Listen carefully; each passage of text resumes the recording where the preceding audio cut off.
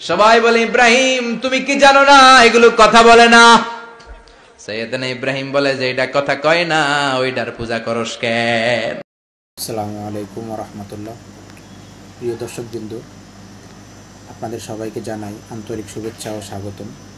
আমরা সবাই জানি ইসলাম একটি পূর্ণাঙ্গ জীবন ব্যবস্থা। এই দিন আমাদের শিখিয়েছে কিভাবে চলতে হবে, কিভাবে কথা বলতে হবে, কিভাবে মানুষকে ভালোবাসতে হবে এবং কিভাবে আল্লাহর সন্তুষ্টি অর্জন করতে হবে। আজকের এই আলোচনার মাধ্যমে আমরা চেষ্টা করব কোরআন ও হাদিসের আলো থেকে কিছু শিক্ষা নেয়ার, আমাদের ভুলগুলো সংশোধন করার এবং সত্যিকার অর্থে মুসলমান হিসেবে নিজেদের গড়ে তোলার। তাই অনুরোধ রইল মনোযোগ দিয়ে শুনবেন, চিন্তা করবেন আর যা শিখবেন তা নিজের জীবনে এবং পরিবারের জীবন বাস্তবায়ন করবেন। চলুন শুরু করি আজকের আলোচনা। কি কনভারসেশন! এরপরে বাৎসরিক পূজা অনুষ্ঠানের দিন আসলো। কিছুদিন আগে একটা হয়েছে না, সরস্বতী। এটা বোধহয় হিন্দু ভাইদের বিদ্যার দেবী।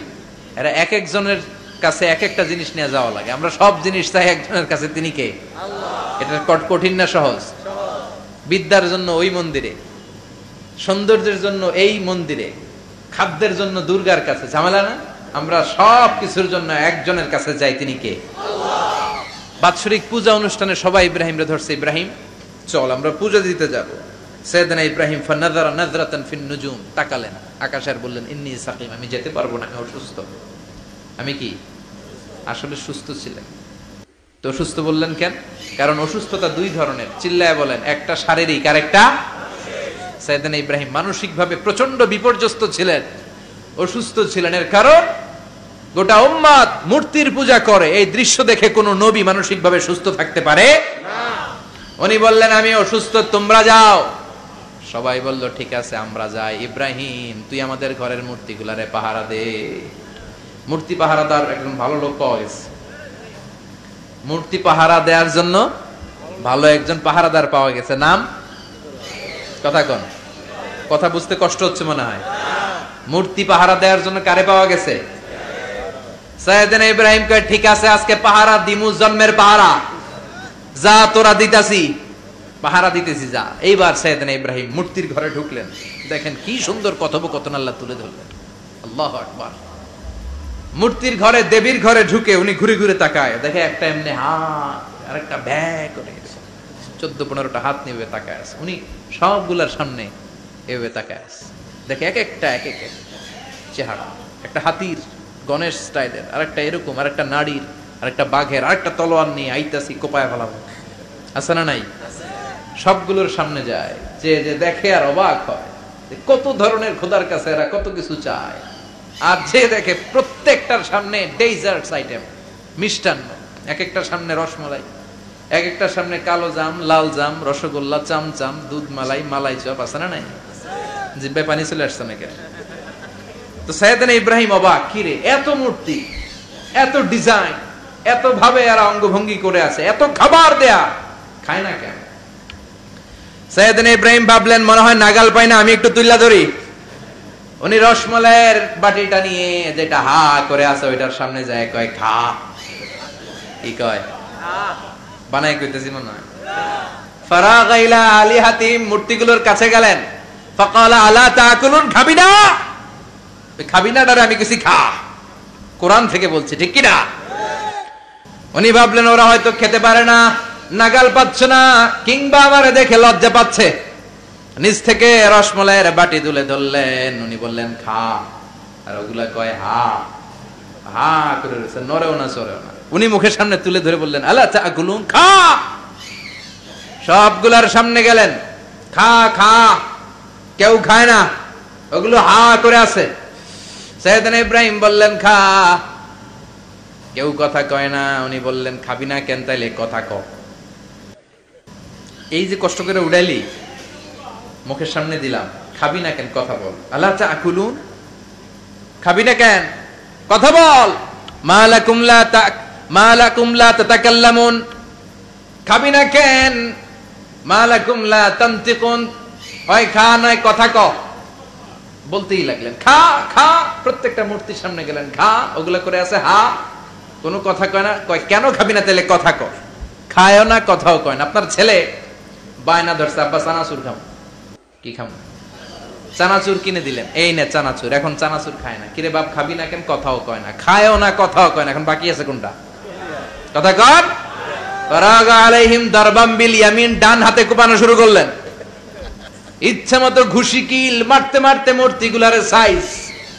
ফারাগা আলাইহিম দারবাম বিল ইয়ামিন, এক একটা নবীর হাতে জান্নাতি শক্তি দিয়েছে কে?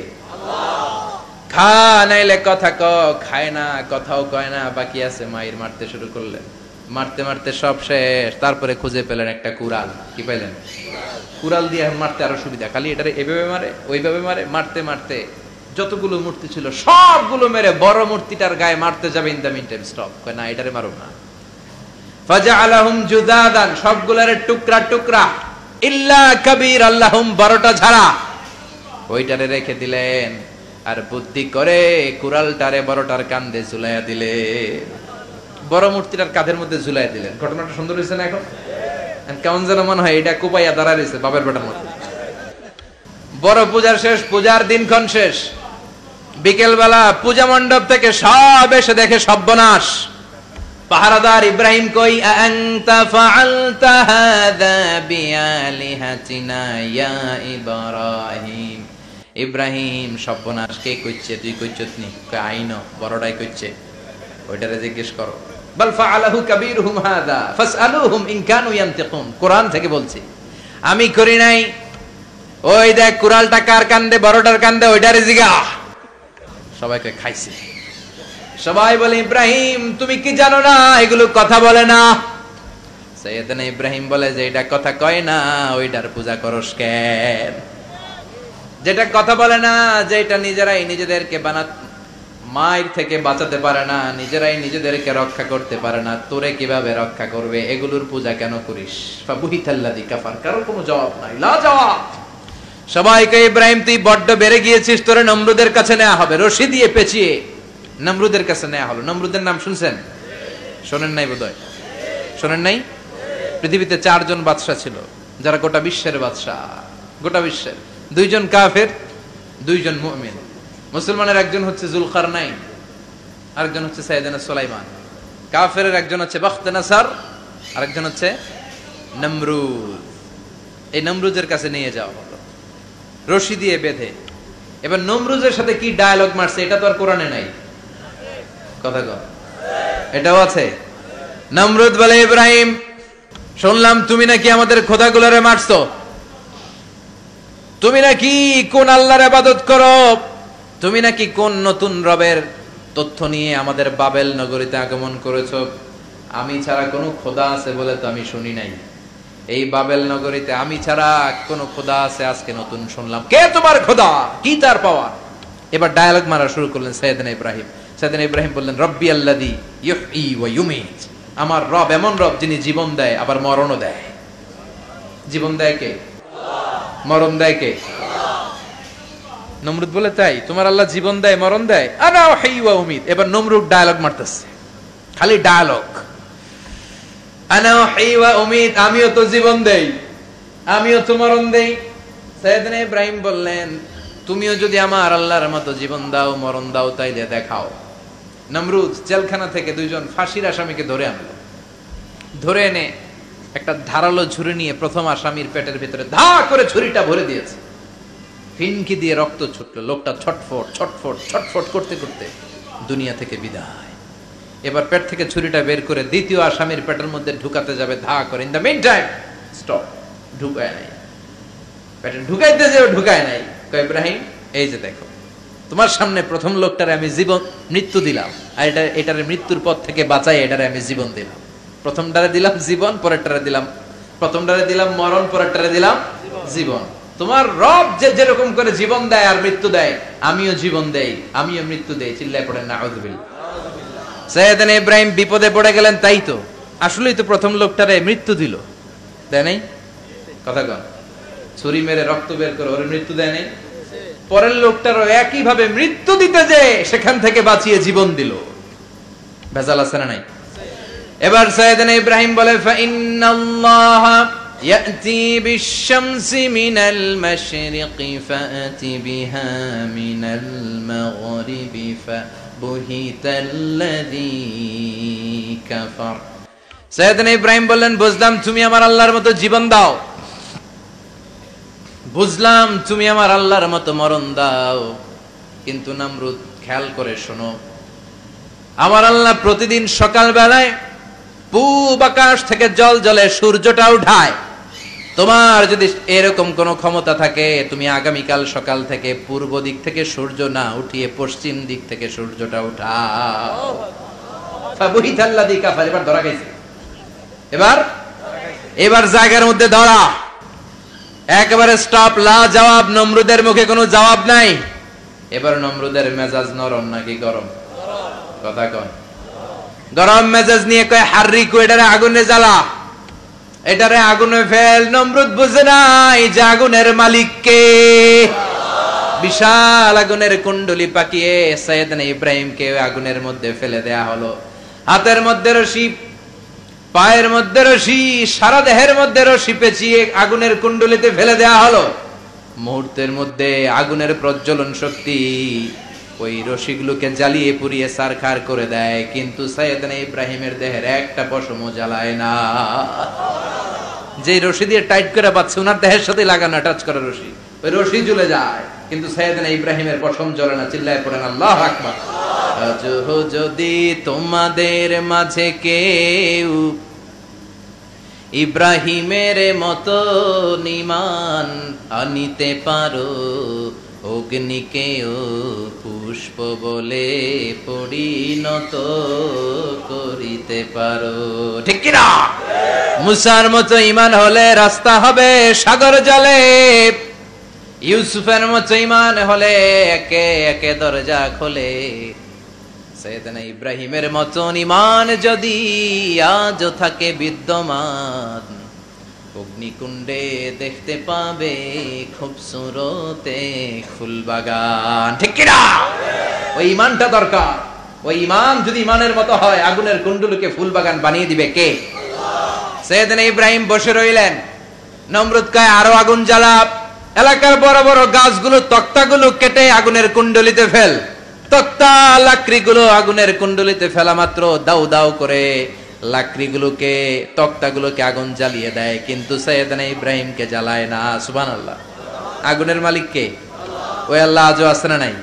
তিনি আগুনরে অর্ডার করলেন, সৃষ্টির শুরু থেকে তোকে একটা ধর্ম দিয়েছি, সব জ্বালিয়ে দেয়া, পুড়িয়ে দেয়া, আজকে কয়েকদিনের জন্য তোর ধর্মটাকে আমি স্টপ করে দিলাম। চিল্লায় পড়েন আল্লাহু আকবার।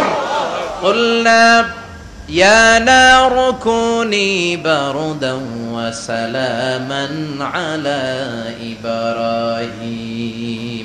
আল্লাহ বললেন, আগুন খবরদার, আমার ইব্রাহিমের গায়ের যেন পশম না পুড়ে যায়, কারণ ইব্রাহিমের সন্তান হবে ইসমাইল, আর ওই ইসমাইলের বংশে আমি পাঠাবো আখিরি জামানার পয়গম্বর।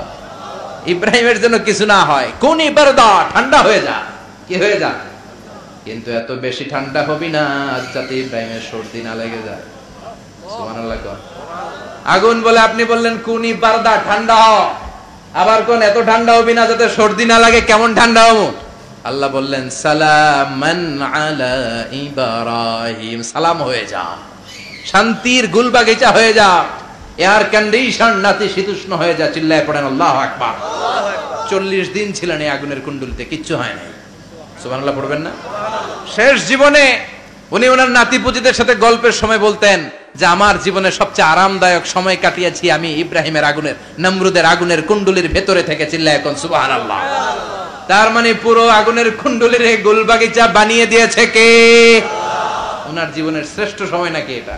সবচেয়ে আরামসে নাকি কাটিয়েছে এই আগুনের কুণ্ডলির ভেতরে। চিল্লায় পড়েন আল্লাহু আকবার।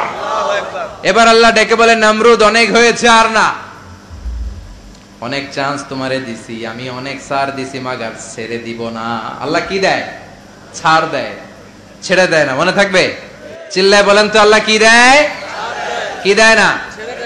নমরুদরে এতক্ষণ ধরে কি দিছে, কিন্তু কি আল্লাহ ছেড়ে দিবে? কথা বলেন। আল্লাহ বলে, তোরে মারতে আমার কামান লাগবে না, গোলা লাগবে না, ফেরেশতা লাগবে না, তলোয়ার লাগবে না, নমরুদ তোরে মারবো আমি ল্যাংড়া মশা দিয়া। ফাআরসালাল্লাহু তাআলা বাউদা, আল বাউদাতু জুনদুম মিন জুনুদিল্লাহ।